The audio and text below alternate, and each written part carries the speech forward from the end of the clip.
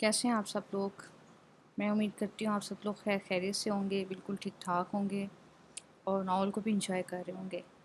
تو اب ناول کی ہمیں کافی حد تک سمجھ آنے لگی کہ ناول میں کیسا ہو رہا ہے۔ اسٹارٹ میں تو ہمیں سمجھ نہیں آتی، اسٹارٹ میں ہم لوگ ناول کے ساتھ اتنا انگیج نہیں ہوتا نا، جب کوئی ناول ہم نیو اسٹارٹ کر رہے ہوتے ہیں تو اس کی انگیجمنٹ میں ٹائم لگتا ہے۔ تو اب ہم اس کے ساتھ انگیج ہو کے ہم اس میں انوالو ہو گئے، اب ہمیں اس کی سمجھ آ رہی ہے، مزہ بھی آ رہا ہے، تو کیوریوسٹی بھی ہوتی ہے کہ ہم مطلب مزید سنیں۔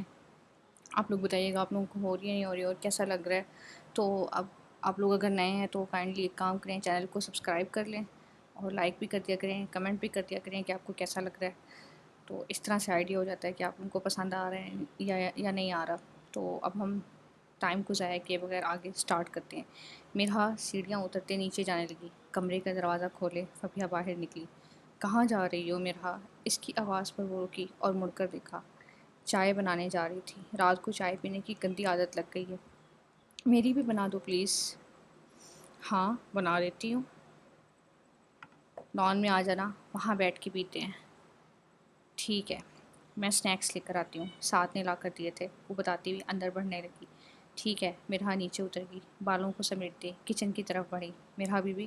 تبھی ملازمہ کی آواز آئی، وہ ہاتھ میں بیگ پکڑے ہوئی تھی۔ جی یہ بی بی جی آپ کی دوست دے کر گئی ہیں آپ کے لیے۔ ملازمہ نے بیگ آگے بڑھایا۔ میرے لیے؟ میرا نے سوال کرتے ہوئے بیگ تھاما اور کھول کر دیکھنے لگی۔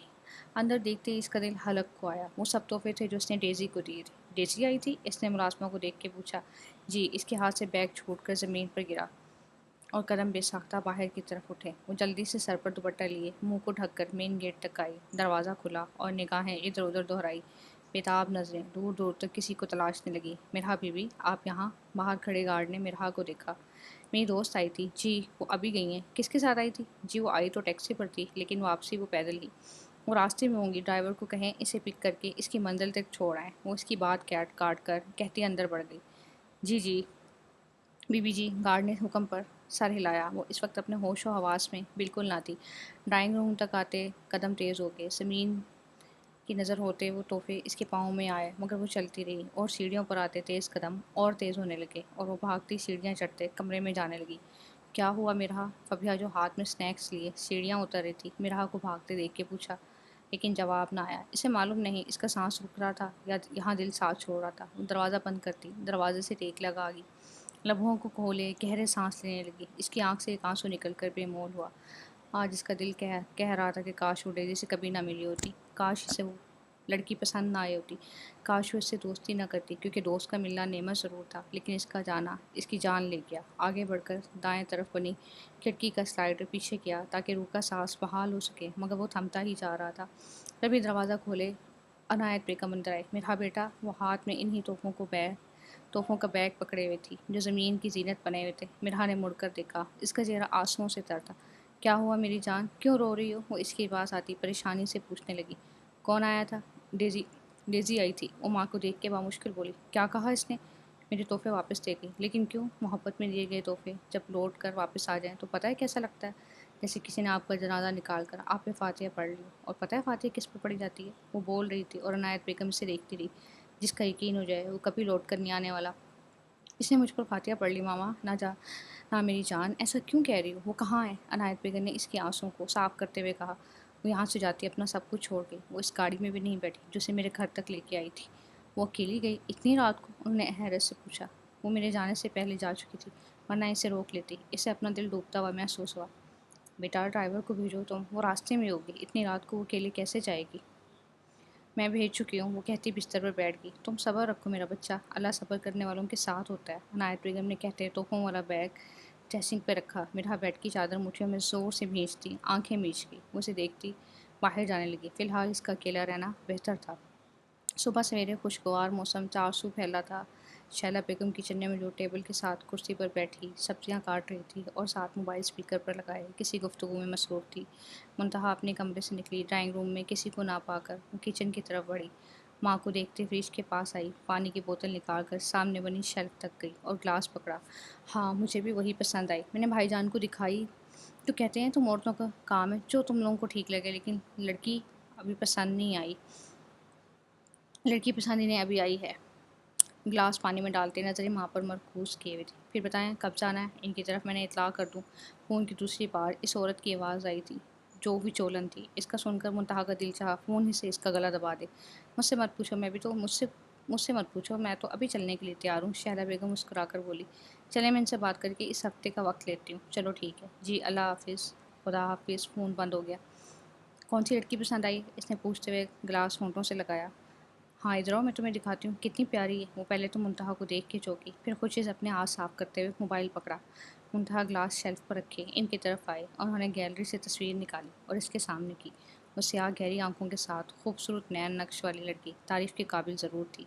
कुछ खास नहीं लगी, वो नाक चढ़ा कर बोली। वो क्यों भला? शैला बेगम ने हैरत से देखा। इसके मुंह पर नाक मुझे पसंद नहीं आई।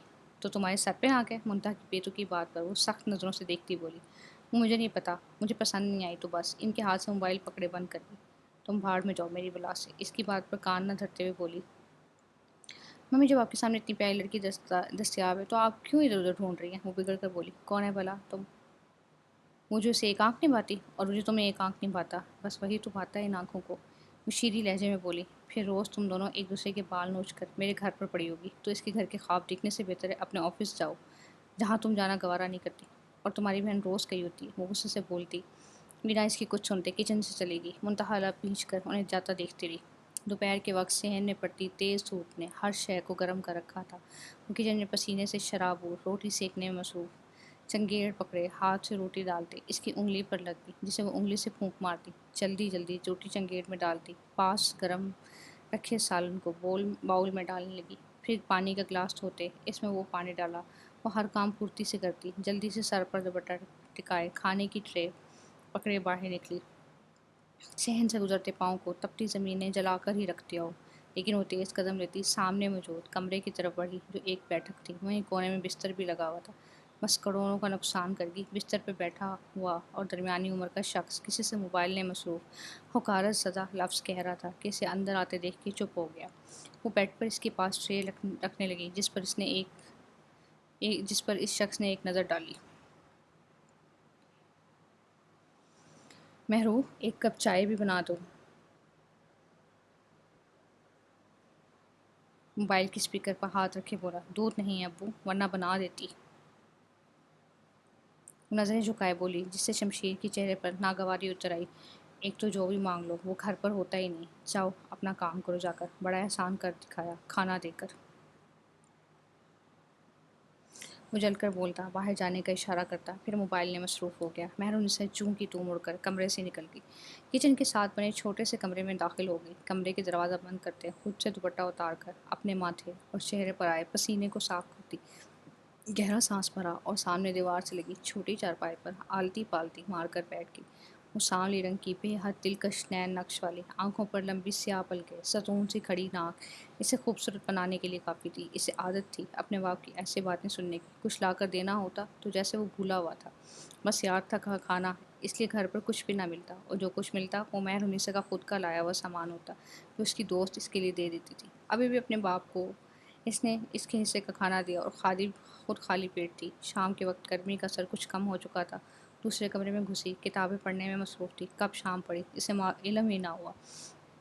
किताबों को बंद करते चारपाई और दीवार के साथ बनी हुई थोड़ी सी जगह पर इसने किताबें रख दी। वो इन्हें बाप को नज़र ना आने देती थी। वो इसके पढ़ने के ख़िलाफ़ था। बकौल इसके बेटियों को पढ़ाना मतलब फ़जूल पैसे खर्च करना, क्योंकि इन्होंने आगे जाके भी चूल्हा हांडी ही करनी। सर को दुपट्टे से ढांपते दरवाजे की कुंडी खोलती बाहर निकली, बैठक की तरफ बढ़ी। अंदर झांका तो वहाँ कोई न था। इसने सुकून का सांस लिया और बिस्तर पर पड़े खाली बर्तनों को उठाए किचन में आ गई। इसे शदीद भूख का एहसास हो रहा था, जैसे पेट में चूहे दौड़ रहे हों, बल्कि दौड़ नहीं रहे बल्कि छलांगे मार रहे हो। झुक कर अलमारी में देखने लगी, शायद कुछ ना कुछ बचा हो, मगर सब कुछ खाली था। इसने आह भरी, तभी दरवाजे की आवाज़ आई। वो अलमारी का दरवाज़ा बंद कर दी, बाहर की तरफ बढ़ी। कौन? आवाज़ देकर पूछा। मैं हूँ, दरवाज़ा खोल। इसने आवाज़ सुनते जल्दी से दरवाज़ा खोल दिया। सामने इसकी दोस्त आरज़ू अंदर दाखिल हुई। याद आ गई तुम्हें मेरी? महरू से देख के खफा लहजे में बोली। हाँ, मेहमान आए हुए थे घर। जैसे ही इनसे फुर्सत मिली तो मैं आ गई। देखो तो क्या लाई हूँ तुम्हारे लिए। इसने हाथ में पकड़ा शॉपिंग बैग और डब्बा आगे किया। क्या है? ये मैंने पास्ता बनाया था अपने हाथों से, तुम्हारे लिए भी ले आई। और ये भाभी और भैया बाजार गए थे सामान लेने, तो तेरे लिए चाय का सामान ले आई, ताकि मुझे भी अच्छी सी चाय बना कर दे। महरूनिसा की आंखें भीग गई। इसके हाथ से पास्ते का डब्बा पकड़ा और जल्दी से बोला, जल्दी से खोला। हाय शुक्रिया यार, मेरे पेट में चूहे भूख से खुदकुशी कर रहे थे। तो शक्कर भरे अंदाज में बोले, तुमने सुबह का कुछ नहीं खाया? उसके पूछने पर महरू चुप रही। चलो अंदर यहीं खड़ी रहोगी, अब क्या? वो इसे लेकर कमरे में गई। दोनों चारपाई पर बैठे एक दूसरे के साथ बातचीत में मसरूफ थे। महरू साथ साथ पास्ता खा रही थी। आरज़ू की नज़र कोने में रखी किताबों पर पड़ गई। मुझे याद आया, यूनिवर्सिटी में एडमिशन ओपन हो गया है। मैं दाखिला ले रही हूँ, तुम भी मेरे साथ ले लो। मेरे साथ एक ही यूनिवर्सिटी में जाएंगे, मज़ा आएगा। इसने किताब पकड़े खुशी से बताया। मैं और यूनिवर्सिटी, सवाल ही पता नहीं होता। महरू साफ इनकार कर गई। क्यों नहीं होता भला? आरज़ू ने आंखें सुकेड़ कर पूछा। मेरा अब्बू कत्ल कर देंगे मेरा, अगर दाखिले की फ़ीस देनी पड़ गई तो। इनसे कौन मांग रहा है? हाँ, मुझे मुफ्त में दाखिला मिल जाएगा ना, ऐसा ही समझो। वो आंखों में चमक लिए बोली, जैसे कुछ सोच रखा हो। वो कैसी? मैनू ने उलझ कर देखा। मैं करवाऊंगी तुम्हारा दाखिला, सिंपल। इसने बात ही ख़त्म कर दी। नहीं करो आरज़ू, आगे तुम्हारे इतने एहसान हैं, मुझ पर इतना बड़ा एहसान ना करो कि मैं चुका ना सकूं। बकवास बंद करो, अपनी दोस्ती कोई एहसान नहीं होता। और वैसे भी मैंने तुम पर नहीं, खुद पर एहसान करी हूँ, क्योंकि मैंने अकेले नहीं जाना चाहती। वो कह रही थी तभी दरवाज़ा ज़ोर से बजा। अल्लाह, लगता है अब्बू आ गए। महरूब खाती खाती रुक गई। मैं जा रही हूँ, फिर बात नहीं आऊँगी। आरज़ू फ़ौरन से पहले खड़ी हुई। मैंने उन्हें उठते हुए किताब वापस रखी और बाहर निकल गई। इतने वो कितनी बार दरवाज़ा बजा चुका था। मैंने उन्हें जल्दी बढ़कर आगे दरवाज़ा खोला। कान ख़राब है क्या? कब से दरवाज़ा बजा रहा हूँ, सुनाई नहीं देता? दरवाज़ा खोलते ही दाड़ा। इसकी धाड़ पर आरज़ू और महरू दोनों सहम गई। अब्बा, मैं आ रही थी, गड़बड़ाती फ़ौरन से बोली। शमशीर की नज़र आरज़ू पर पड़ी तो नागवारी की तासुर लिए वो अंदर बढ़ने लगे। वो सलाम कर रही थी, लेकिन इसने ना सुनी और आगे बढ़ गया। मैं तो जा रही हूँ, सांस बहाल करती बाहर निकल गई। महरू दरवाज़ा बंद करके अपने कमरे की तरफ बढ़ने लगी। फिर दरवाज़ा खटका। इसने रुककर बैठक की तरफ देखा, जहाँ शमशीर गायब हो चुका था। वो दोबारा से दरवाज़ा बचने पर दरवाज़ा खोलने लगी। ये सोचते हुए आरज़ू कुछ भूल गई होगी। दरवाज़ा खोलते नज़र उठी तो झुकना भूल गई। इसकी स्याह गहरी आंखें इस सब्ज़ आंखों पर जमी हुई थी। शमशीर साहब घर पर हैं? इसके भारी लहज पर वो चौंक कर होश में आई। आप कौन? कौन है महरू? वो कुछ पूछती शमशीर की आवाज़ पर घबराते हुए दरवाजे से हट गई। पता नहीं। शमशीर ने बाहर नज़र डाली। महरा ने सका अंदर जाने का इशारा किया। वो सर पर दुपट्टा ठीक करती जल्दी से अंदर बढ़ गई। कमरे का दरवाज़ा बंद करती शीशे के सामने आई। इसका दिल बुरी तरह धड़क रहा था। ये पहली बार हुआ था कोई शख्स इसके रूबरू खड़ा था। वो कभी किसी से नहीं मिली। रिश्तेदार क्या होते हैं इसे नहीं पता, बस दोस्ती के नाम पर इसके पास एक आरज़ू हुई थी। वो माथे पर हाथ फेरती चारपाई की तरफ बढ़ी। इतने में दोबारा दरवाजे पर दस्तक हुई। इसे लगा वो शख्स चला गया, लेकिन दूसरी आवाज़ पर वो रुक गई। दरवाज़ा खोले बाहर झांका तो बैठक में इन दोनों को बैठे पाया। तो दबे पाँव दरवाजे की तरफ बढ़ी। अब की बार पहले वाली गलती नहीं की। दरवाजे के होल से बाहर झांका। आरज़ू नजर आई। फ़ौरन से दरवाज़ा खोला। तुम फिर से कुछ भूल गई हो? तुम्हारे घर कोई आया है? आरज़ू ने इसके सवाल के बदले में सवाल किया। हाँ, मगर तुम्हें कैसे पता चला? इसने हैरत से पूछा। बाहर इतनी बड़ी गाड़ी खड़ी है, किसे नज़र नहीं आएगी? उसमें एक अदद बंदा जो शायद इसका ड्राइवर मालूम होता है। इसने बाहर गाड़ी में बैठे हाजिक को पालाज का ड्राइवर समझा। अच्छा, तुम अंदर चलो।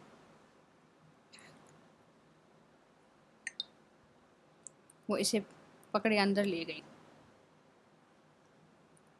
बताओ तो कौन आया है? जहाँ तक मुझे मालूम पड़ता है तुम्हारे तो दूर दूर तक कोई जानने वाला नहीं है। वो इस पर नज़रें जमाए तफ्शीशी अंदाज में पूछने लगी। पता नहीं, मैंने तो पहले कभी भी नहीं देखा इस शख्स को, जवाब देती चारपाई पर बैठ गई। देखने में कैसा है? आरज़ू भी इसके पास बैठती आंखों में तजस्सुस लिए सवाल करने लगी। बस ठीक ही है, वो कंधे उचकाकर बोली। ऐसा तो मत कहो, जिसका ड्राइवर इतना हैंडसम हो खुद कैसा होगा भला? आरज़ू को यकीन ना आया। मैं उनसे किंदर सामने लगी शीशे पर गई। इसकी आंखों के सामने पल भर को वो सर तासुरात लिए सब्ज आंखें लहराई। सब्ज आंखों वाला? इसने ज़ेरे लब दोहराया जो आरज़ू ने सुन लिया था। अल्लाह, इसने बेसाख्ता अपने दिल पर हाथ रखा। वैसे वो करने क्या आया होगा, वो भी यहाँ पर? अल्लाह जाने, कहीं तुम्हारा रिश्ता लेने तो नहीं आया? आरज़ू ने अपना दिमाग चलाया। पागल मत बनो, महरूबा खिलाते हुए बोली। इसमें पागलों वाली कौन सी बात है भला? कोई यहाँ इस छोटे से घर में मेरी जैसी आम लड़की के लिए रिश्ता लेने क्यों आएगा? आम सी लड़की के लिए शहजादे भी आ जाते हैं वैसे। ऐसा सिर्फ किस्से कहानियों में होता है, और हम हकीकत में ऐसा कुछ नहीं होता। मेहरुनिसा की बात पर आरज़ू चढ़ गई। अच्छा, ये सब छोड़ो, मेहमान आया है, इसे कुछ खाने पीने को नहीं दोगी? इसने होश दिलाते हुए पूछा। मैं क्या दूंगी भला, है ही क्या देने को? नीम जल्दी से बोली। चाय का सामान लाई थी मैं, चाय ही बना के दे दो, इतनी भी बेमुरवत ना बनो। میرا قتل کر دیں گے ابا، چھوڑو تم ابا کو، ان کے کون سے پیسے خرچ ہوتے ہیں، جلدی سے چائے بناؤ۔ وہ اٹھتی ہوئی اس کا بازو پکڑے اسے اٹھانے لگی۔ درمیان میں رکھی چھوٹی سی ٹیبل کے آمنے سامنے وہ دونوں کرسی پر براجمان تھے۔ یہ ایک چھوٹا سا بیٹھک نما کمرہ تھا، دیوار کے ساتھ لگا چھوٹا سا بیڈ اور سامنے دیوار پر بک شیلف تھی۔ تو جناب آپ کا یہاں کیسے آنا ہو؟ وہ ہاتھ کو داڑھی پر پھیرتے بالاج کو دیکھتا پوچھنے لگا۔ لوگ آپ کے پاس کیوں آتے ہیں؟ وہ سوال کر رہا تھا۔ لوگ میرے پاس کئی وجہ سے آتے ہیں، آپ اپنی وجہ بتائیں۔ ہم جیسے لوگوں کو آپ سے کیا ہی کام ہو سکتا ہے؟ بالاج نے اس کی طرف ایک سرد مسکراہٹ اچھالی اور کمرے کا جائزہ لینے لگا۔ پہیلیاں مت پوچھاؤ، کام کی بات بولو۔ ویسے حیرت ہے مجھے، تمہارے پاس اتنے پیسے ہیں اور خود کا ایک عدد فلیٹ ہے، پھر بھی اس جھونپڑی نما گھر میں کیوں رہتے ہو؟ اس نے تجسس بھرے انداز میں پوچھا، جس پہ پہلے تو شمشیر نے اسے حیرت سے دیکھا، پھر خود کو کمپوز کرتا سیدھا ہوا۔ تم ہو کون اور میرے بارے میں اتنی چھان بین کرنے کی خاص وجہ؟ تم ابھی تک نہیں سمجھے؟ اس نے آبرو اٹھاتے دیکھا۔ آپ سمجھا دیں زیادہ بہتر ہوگا، وہ بول رہا تھا، تبھی راہداری سے آواز آئی۔ مہرنسا سیاہ لباس میں موجود چائے کی ٹرے پکڑے ان کی طرف بڑھی اور جھکتے ٹیبل پر رکھتی۔ بالاج کی نظر سامنے ہی مرکوز تھی۔ وہ کپ نکال کر رکھنے لگی۔ شمشیر نے اشارہ کرتے اسے واپس جانے کا کہا۔ وہ اسی طرح کھڑی ہو کر پلٹ گئی۔ تم لڑکیوں کو اسمگل کرتے ہو، میں اسی سلسلے میں تمہارے پاس آیا ہوں، بالاج نے چائے کا کپ تھامتے ہوئے کہا۔ جہاں شمشیر حیرت سے پتھر کو ہوا راہداری سے نکلتی، مہرنسا کے قدم تھم گئے۔ تم یہ کیا کہہ رہے ہو؟ اس نے حیرت سے بالاج کو دیکھا۔ کیا تم نہیں کرتے؟ بالاج نے تعصب سے دیکھتے پوچھا۔ آرام سے، تم یہ بات ایسے کیسے کہہ سکتے ہو؟ اس نے گھبرا کر کہتے راہداری میں دیکھا۔ وہاں کوئی نہ تھا جس پر اس نے سکھ کا سانس لیا ہو۔ جلدی بتاؤ تمہیں مجھ سے کیا چاہیے اور یہاں سے چلتے بنو۔ ایک عدد لڑکی چاہیے؟ اچھا تو اس لیے تم نے اتنی چھان بین کی میری؟ مقابل نے مونچھ کو تاؤ دیتے ہوئے کرسی سے ٹیک لگائی۔ بالکل، میں کچا کھلاڑی نہیں ہوں جس کے پاس بھی جاؤں اس کی اگلی پچھلی ہر نسل کا پتہ کر کے جاتا ہوں۔ تم بہت سی لڑکیوں سے نکاح، میرا مطلب بہت سے مجبور ماؤں کی بیٹیوں سے بڑی رقم دے کر نکاح کر کے انہیں یہاں دبئی لائے اور پھر آگے اسے دگنی رقم میں بیچ دیا۔ اور کیا جانتے ہو؟ وہ فرصت سے بالاج پر نظر جمائے تھا۔ اور بھی بہت کچھ۔ باہر کھڑی مہرنسا کی باتیں ان کی باتیں سنتی بت بنی کھڑی تھی، جیسے اسے کسی سانپ نے سونگھ لیا ہو۔ تم بھی کچھ نیک نہیں ہو مسٹر، تم یہاں میرے پاس لڑکی خریدنے آئے ہو؟ وہ استازیہ مسکرایا۔ میں مانتا ہوں مجھ میں نیک قانون بھی نہیں، تبھی یہاں ہوں، لیکن معافی چاہتا ہوں، فی الحال میرے پاس ڈیل کرنے کے لیے کوئی لڑکی نہیں، جب ہوگی تو بتاؤں گا۔ آخری بار تم نے ڈیل کب کی تھی یہ پتہ کرنا بھول گئے ہو تم؟ وہ شوق سا بولا۔ اب کچھ میں بتاتے ہوئے اچھا نہیں لگوں گا۔ اس نے لبوں سے کپ لگاتے چائے کا گھونٹ بھرا۔ آخری بار ڈیل ہوتے ہوتے رہ گئی تھی۔ اس زلیل لڑکی نے میرا لاکھوں کا نقصان کروا دیا، خود تیزاب پی کر قبر میں سو گئی، وہ حقارت سے کہہ رہا تھا۔ بالاج نے انگلیوں کو انگوٹھے کی پروں سے مسلا۔ باہر کھڑی مہرنسا میں اپنے پیروں پر کھڑے رہنے کی ہمت نہیں تھی۔ وہ دیوار کا سہارا لیتے زمین پر بیٹھتی چلی گئی۔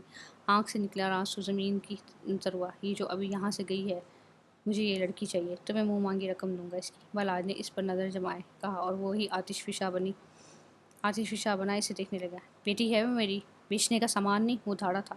وہیں مہرنسا کانپ کر رہ گئی۔ مہرنسا کو یقین تھا اسے لینے کوئی شہزادہ نہیں آنے والا، لیکن اس بات کا ہرگز یقین نہیں تھا وہ اتنی عام ہے، بازار میں رکھی کسی شے کی طرح اس پر بولی لگائی جا سکتی ہے۔ وہ منہ پر ہاتھ رکھے بنا آواز رو رہی تھی۔ اپنی قسمت پر ایسے باپ کی بیٹی ہونے پر 50 لاکھ۔ وہ اس کی انسونی کرتا اس کی بیٹی کی رقم بتانے لگا۔ تمہارا دماغ ٹھیک ہے؟ وہ خود پر قابو پاتے دبے دبے غصے میں کرایا۔ 70 لاکھ؟ وہ مطمئن سا مزید رقم پڑھا گیا۔ تمہیں سمجھ نہیں آ رہی؟ بیٹی ہے میری۔ اس نے غصے سے ٹیبل پر ہاتھ مارا۔ 1 کروڑ یہ آخری رقم لگائی ہے میں نے تمہاری بیٹی کی۔ اگر تم بیچو گے نہیں تو میں کسی اور طرح لے جاؤں گا جس میں تمہارا نقصان ہی نقصان ہوگا۔ آخر کو بچپن سے کھلا پلا کر اس پر خرچ کیا ہے، یوں ہی تو نہیں جانے دو گے؟ بالاج کی مطمئن مسکراہٹ دیکھ کر اس کا خون کھول گیا۔ آگے بڑھ کر اس کا گریبان پکڑنے لگا کہ راہداری سے آواز آئی، میں ان کے ساتھ چلنے کے لیے تیار ہوں۔ آواز پر شمشیر کے ہاتھ رک گئے تو بالاج کے چہرے پر مسکراہٹ آئی، چلا کر راکھ کر دینے والی، اور وہ اٹھ کھڑا ہوا۔ ساتھ ہی شمشیر بھی اٹھ گیا۔ تو ہوش میں ہے؟ کیا بک رہی ہے؟ دفعہ ہو جائے یہاں سے۔ اسے دیکھ کے ببرا۔ ہوش میں ہوں؟ آپ جیسے باپ کے ساتھ رہ کر خود کو قتل کر دوں، اس سے اچھا ہے مجھے بیچ دیں آپ، کیونکہ میں وہ بیٹی بھی نہیں ہوں جو آپ کو پیسوں سے زیادہ عزیز ہوں۔ وہ غصے سے بولی۔ آنکھوں میں آنسوؤں کا سیلاب تھا، ناک رونے کے باعث سرخ ہو پڑ چکی تھی۔ یہ تو کیا کہہ رہی ہے مہرنسا؟ اس کا بس نہیں چل رہا تھا وہ اپنی بیٹی کا گلا دبا دے۔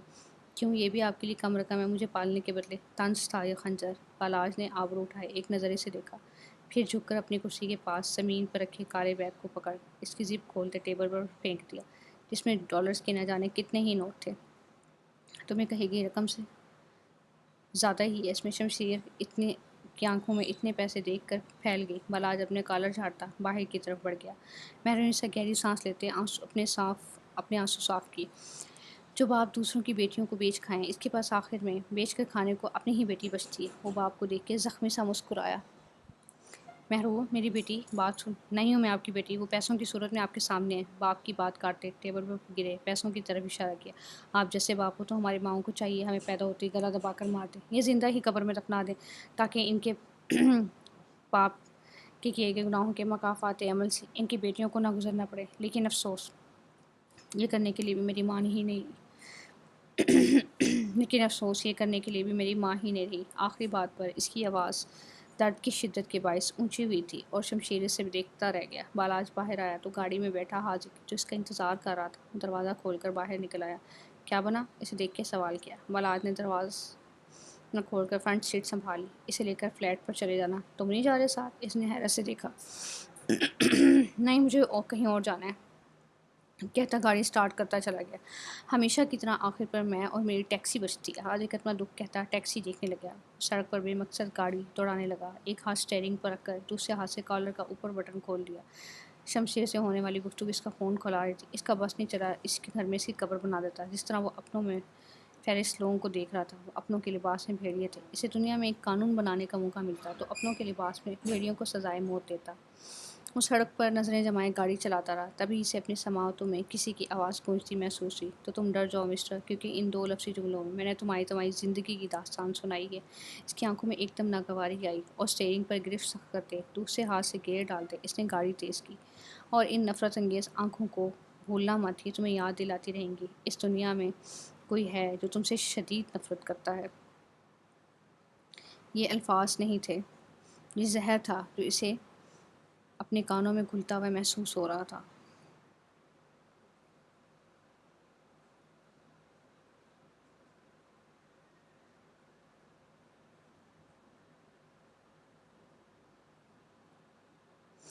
وہ آنکھیں اسے خود پر ترس کھاتی ہوئی محسوس ہوئی۔ گاڑی کی رفتار اتنی حد تک تیز ہوئی جیسے ہوا میں اڑ رہی ہو۔ سامنے آتی گاڑیوں کو ہارن دیا لیکن رفتار کم نہ ہوئی۔ گاڑی کی نہ پیچھے ہونے پر سپیڈ بڑھاتا کٹ دیتا آگے آیا۔ جبڑے سختی سے بیچنے کے باعث گردن کی رگیں تن گئی تھی۔ اسے ان ترس کھاتی آنکھوں سے نفرت ہو رہی تھی، شدید نفرت۔ اگر وہ ابھی سامنے آ جائے تو نہ جانے اس کے ساتھ کیا کر بیٹھتا۔ وہ کبھی اس پر ترس کھانے کے قابل نہ رہتی۔ سٹیئرنگ پر گرفت آخری حد تک سخت کیے اس نے گاڑی کو بھگایا۔ گاڑیوں کے سامنے آنے پر ان کٹ دیتا رہا۔ اس کی رفتار اتنی تیز تھی کہ غلطی سے سامنے کچھ آ جائے تو اس کا ثابت مل جانا مشکل تھا۔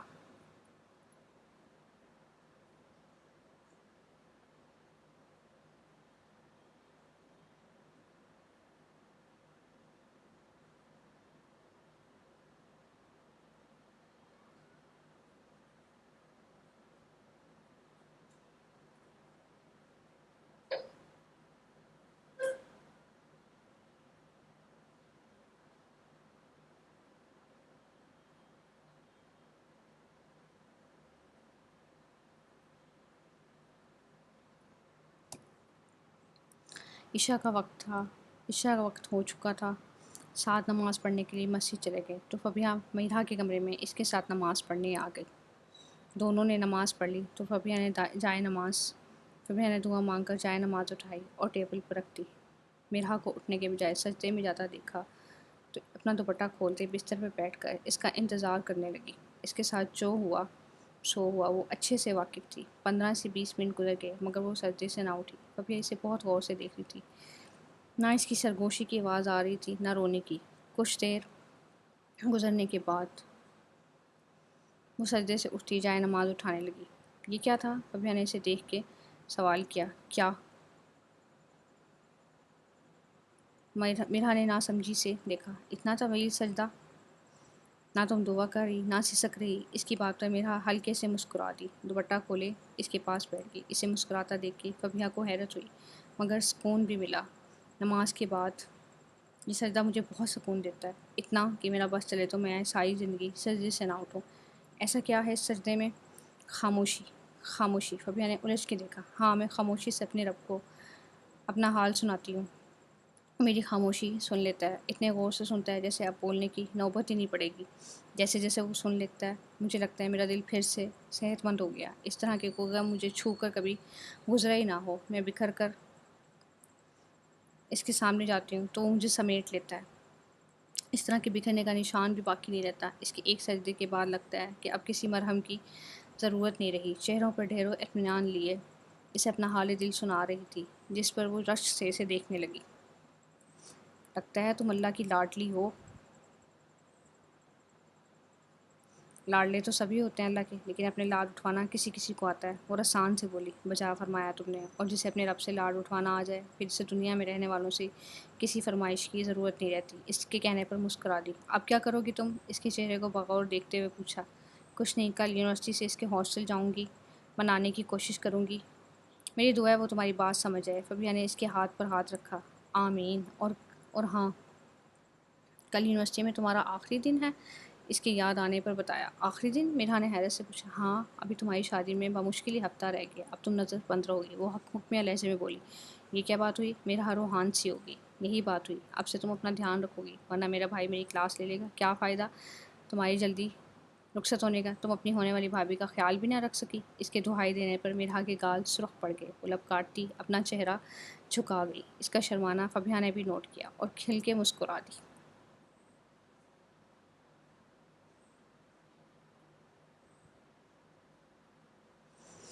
गाड़ी फ्लैट के बाहर रुकी तो बालाज गाड़ी से उतरता दरवाज़ा बंद करके अंदर की तरफ बढ़ गया। फ्लैट का दरवाज़ा खुला तो हर चीज़ नीम तारीकी में डूबी हुई थी। बालाज के मुताबिक हाजिब को फ्लैट में होना चाहिए था। फिर वो क्यों नहीं आया था? क्या वो इतना गैर जिम्मेदार है? बालाज को सोचते इस पर शदीद गुस्सा आया। लाइट्स ऑन करते आगे बढ़ा।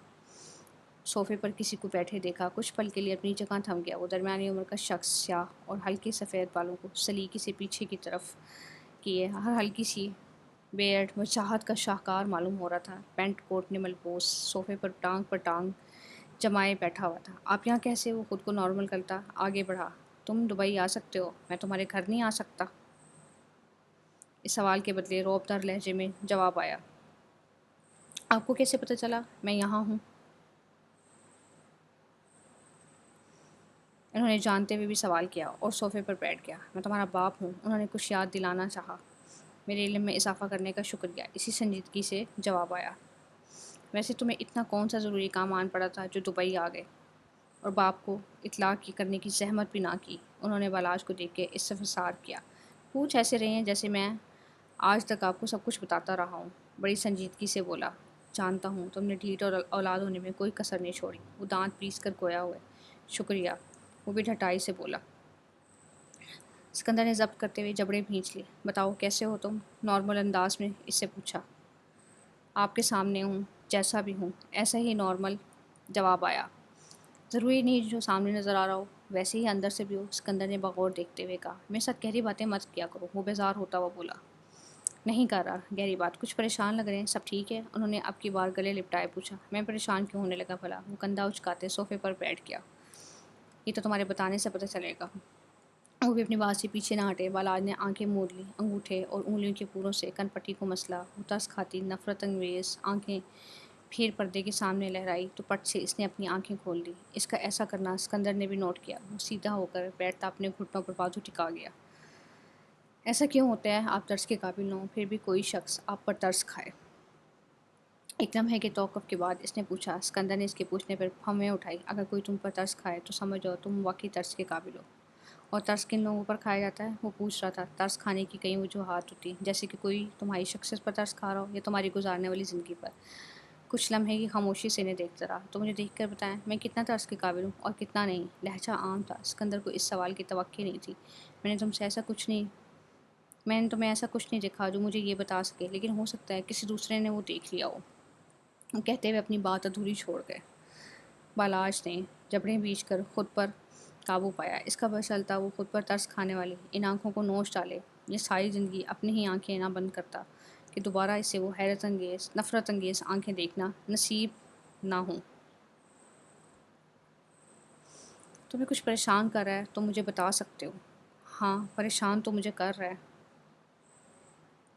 تو تم مجھے بتا سکتے ہو؟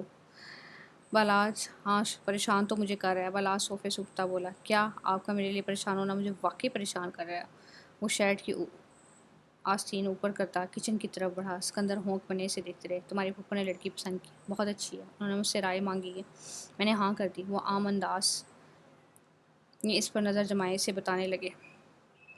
بلاج نے فریج سے پانی کی بوتل نکالی۔ یہ تو اچھی بات ہے، ایسی انداز میں جواب آیا۔ وہ جلدی شادی کے دن رکھنا چاہتے ہیں، تو میں نے سوچا کیوں نہ تم سے ایک بار مل لو۔ جب آپ کو پسند آ گئی ہے تو مل کر میں کیا کروں گا؟ گلاس میں پانی ڈالتا بول کر سکندر کو ڈھیروں حیرت میں ڈال گیا۔ تمہیں کوئی اعتراض نہیں ہے؟ انہوں نے استفسار کیا۔ مجھے کیوں اعتراض ہوگا؟ دیر آئے درست آئے، پہلے ہی آپ اپنی کافی عمر گزار چکے ہیں، سنجیدہ لہجے میں کہتا سکندر کو تپا گیا۔ کیسی واہیات باتیں کر رہے ہو تم؟ وہ دانت پیس کر دبے دبے غصے میں وہ رائے ایک بیٹا اپنے باپ کے بارے میں سوچے تو واہیات انٹرسٹنگ۔ وہ کندھے سے اچکاتا گلاس ہونٹوں سے لگائی۔ دیکھو بلاج، اگر تمہیں کوئی پسند ہے تو تم مجھے بتا سکتے ہو، اور اگر نہیں تو تمہاری شادی اسی سے ہوگی۔ اپنے غصے پر ضبط کرتے بولے، اللہ نہ کرے کوئی مجھے پسند آئے۔ اس نے جھنجلا کر جیسے کسی آفت کا سن لیا۔ تو ٹھیک ہے، تمہاری شادی کا تمہیں انویٹیشن مل جائے گا، دولہا بن کر آ جانا۔ وہ کہتے صوفے سے اٹھ کے، سوری مگر میں نہیں آ سکوں گا، تو میری جگہ آپ بیٹھ سکتے ہیں، مجھے کوئی اعتراض نہیں ہے، بس اتنا یاد رکھیے گا آپ میری جیسی قسمت آپ کسی دوسرے بیٹے کی نہ نکلے۔ اس کا کہا گیا جملہ طنز کا تیر لگا جو سکندر کے دل کو لگا۔ وہ اپنی مٹھیاں بھینچے بالاج کو دیکھتے رہے۔ وہ نارمل سے انداز میں کندھے اچکا گیا، جیسے جان کر انجان بننا اس کی فطرت تھی۔ سکندر کچھ بول نہ سکے، وہ انہیں بولنے کے قابل چھوڑتا کہاں تھا۔ اس بات کو ختم کرنا بہت اچھے سے جانتا تھا، اس کو بات کو ختم کرنا بہت اچھے سے آتا تھا۔ وہ مزید کچھ کہے بنا چلے گئے۔ دروازہ ہونے کی آواز پر بالاج نے زور سے مٹھیاں بھینچ لی، پھر خود کو نارمل کرتا ہے پینٹ کی جیب سے موبائل نکال کر نمبر ڈائل کیا اور کان سے لگایا۔ اگلے لمحے کال اٹھ گئی۔ کہاں ہو تم؟ فلیٹ پر کیوں نہیں تھے؟ غصے کی بجائے نارمل انداز میں بات کر رہا تھا۔ شاید حاضر کے نہ آنے کی وجہ وہ جان کے تھا۔ فلیٹ کے باہر گاڑی پارک کرتے ہی مجھے تمہارے ڈیڈ کی گاڑی نظر آئی، تو مجھے پتہ لگا عدالت لگے گی اور میں بے موت مارا جاؤں گا، تو واپس نکل گیا۔ پھر انکل کے فارم ہاؤس پر آ گیا، ان کے وفادار باڈی گارڈز کو کچھ زیادہ رقم دے کر ان کی وفاداری خرید لی، اور وہ لڑکی ٹھیک ہے، رات کافی ہو گئی ہے، تم وہیں رک جاؤ، کوئی الٹی سیدھی حرکت کی تو میں تمہیں شوٹ کر دوں گا۔ اس کی بات کاٹتا بول کر کال کاٹ گیا۔ صبح کے وقت تندو تیز دھوپ میں وہ عبائے میں ملبوس کلاس کے ختم ہوتے ہی جلدی سے بیگ کندھے پر ڈالے کلاس سے نکلتی باہر کی طرف بڑھ گئی۔ تیزی سے قدم لیتے ہوئے یونیورسٹی سے باہر نکلنے لگی، جب سامنے ہی شہریار کو آتے دیکھا۔ وہ پل بھر کو اپنی جگہ پر رک گئی۔ شہریار میرا کی طرف دیکھ کر بڑھا۔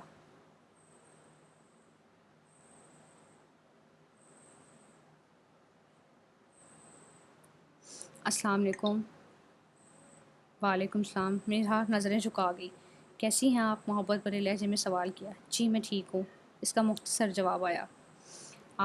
آپ آج اتنی جلدی جا رہی ہیں، خیریت؟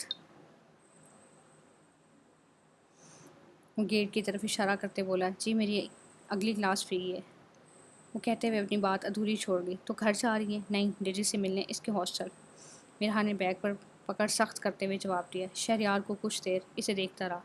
آتے ہوئے میں ڈیڈی سے ہی ملنے گیا تھا، اس لیے دیر ہو گئی، اس نے کچھ لمحے کے توقف کے بعد بتایا۔ آپ ڈیڈی سے ملنے گئے تھے؟ میرا کی نظریں بےتابی سے اٹھتے شہریار پر ٹکی۔ شہریار اس کی آنکھوں میں دیکھتا جواب دینا بھول گیا۔ کیا کہا اس نے؟ میرا نے پھر سوال کیا۔ اس کی بےتاب آنکھوں کی تاب نہ لاتے نظریں جھکا گیا۔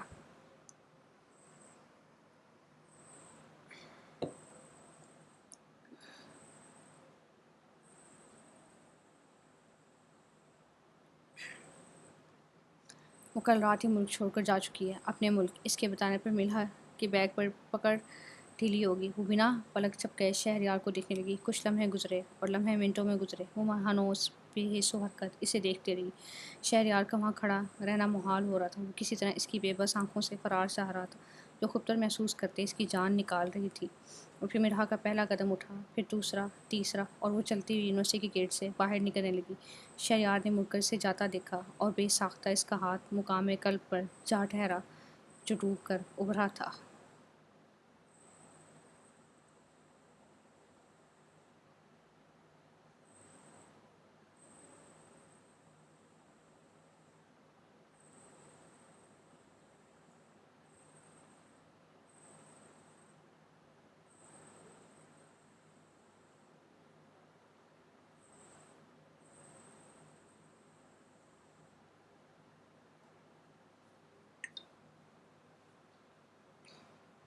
حاضق سفید اور بلو چیک شرٹ نے اور بلیک پینٹ نے ملبوس شیشے کے سامنے اپنے بال سیٹ کر رہا تھا اور ساتھ لبوں کو ہول کیے کچھ گنگنانے میں مصروف تھا۔ کچھ دیر میں دروازہ نوک ہوا اور ملازم اندر آیا۔ صاحب جی ناشتہ لگ گیا ہے۔ اس نے اطلاع دی۔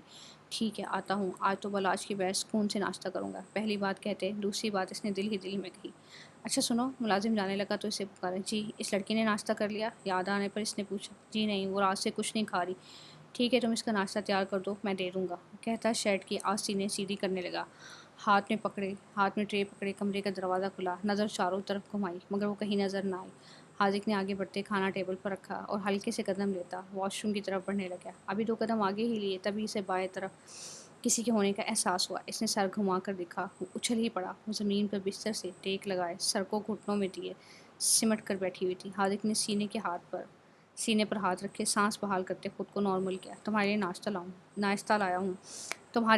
لایا ہوں، جلدی کر لو۔ وہ گھنگھراتے اس سے مخاطب ہوا لیکن اس کے نقوش میں ذرا سی بھی جنبش نہ ہو۔ کیا وہ سوئی ہوئی تھی؟ سنو، اس نے پھر پکارا مگر وہ نہ ہلی۔ وہ قدم آگے لیتا اس کے پاس آیا۔ سنو، اس نے پھر پکارتے اس کے پہنے دوپٹے کو اپنی 2 انگلیوں میں لیتا اسے ہلکا سا دبایا جس وہ پٹ سے سر اٹھاتی گھبرا کر اس سے 2 قدم دور ہوئی۔ ریلیکس، میں تمہارے ناشتہ لے کر آیا ہوں، کر لو۔ وہ سیدھا ہوتا ہوا اسے ریلیکس کرنے والے انداز میں بولا۔ مجھے بھوک نہیں ہے، وہ خود میں سمٹتی ہوئی سرد لہجے میں بولی۔ تم نے کل رات سے کچھ نہیں کھایا؟ حاجد کے بتانے پر اسے یاد آیا اس نے کل صبح سے کچھ نہیں کھایا تھا سوائے اس پاستے کے جو آرزو لائی تھی۔ مجھے بھوکا رہنے کی عادت ہے، ڈھیٹ ہوں، مرتی نہیں ہوں، اسپاٹ سے لہجے میں کہتی منہ موڑ گئی۔